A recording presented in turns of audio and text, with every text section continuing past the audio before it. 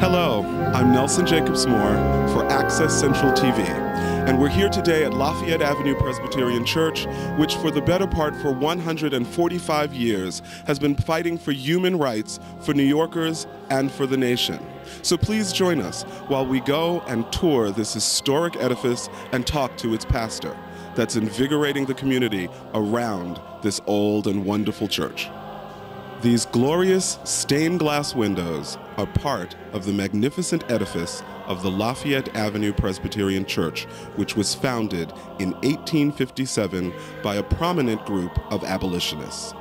Since that time, the church has enjoyed a rich history of protesting social and economic injustice.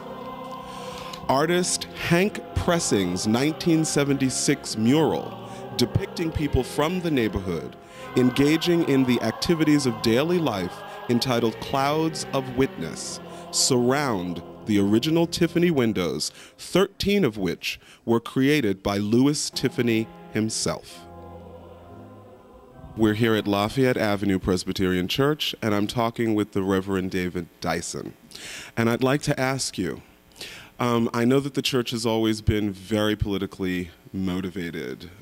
How do you keep the church active with the community changing around you?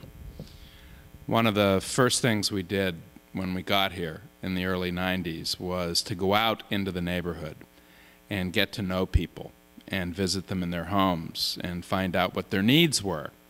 And we found out it was a big arts neighborhood. So one thing we did was establish a place where the arts could come and be at home here. But we also, as you pointed out, found out it was a politically active neighborhood, and that's good because I've always been politically active myself.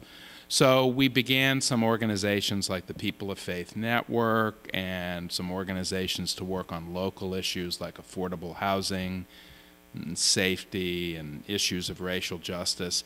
And we found out that, in a way, this was sort of the evangelism of the church. This was what people wanted from a church in their neighborhood, and as a result, that's what we gave them. Well, that seems to work, because as many churches in New York City are losing parishioners, you seem to be gaining them. What special gift do you think happens here at Lafayette that makes that happen? A lot of the people who come here are folks who have either been alienated from the traditional church or they've never had a church home to begin with. So we've tried to establish an atmosphere here that is completely mindful of that doesn't use a lot of traditional, dogmatic, or stilted language, that tries to talk to people at the level of where they are, and also to be very inviting and very invitational. And combining this emphasis on the arts and political activism and creating an atmosphere that is warm and comforting seems to be working. And it does seem to be working. Thank you, Reverend Dyson. The committee that conceived and drafted the Emancipation Proclamation often met in the library here at Lafayette Avenue Presbyterian Church. The document was delivered to President Lincoln by a delegation of Brooklyn abolitionists that included the founding pastor of this church, Theodore Cuyler. During and after the Civil War, the church served as an emergency stop on the Underground Railroad. As a matter of fact, the heating tunnel that sheltered families is a rare, intact Underground Railroad site.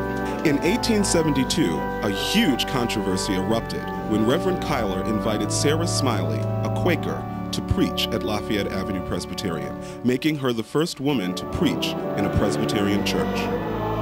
Alexander Graham Bell made the first telephone call in Brooklyn on a line installed in Reverend Cuyler's study in the church's bell tower. Charles Dickens, Mark Twain, and P.T. Barnum have all spoken in this church's lecture room. Through the years, the congregation has been home to many well-known artists, like Marianne Moore, whose 1935 poem, The Steeplejack, describes the removal of the church's beloved steeple in order to build the tunnels for the G-train. Thank you for joining us on our tour of Lafayette Avenue Presbyterian Church. If you'd like to learn more about this historic church and its ongoing work with the community, log on to their website at lapcbrooklyn.org. I'm Nelson Jacobs Moore for Access Central TV.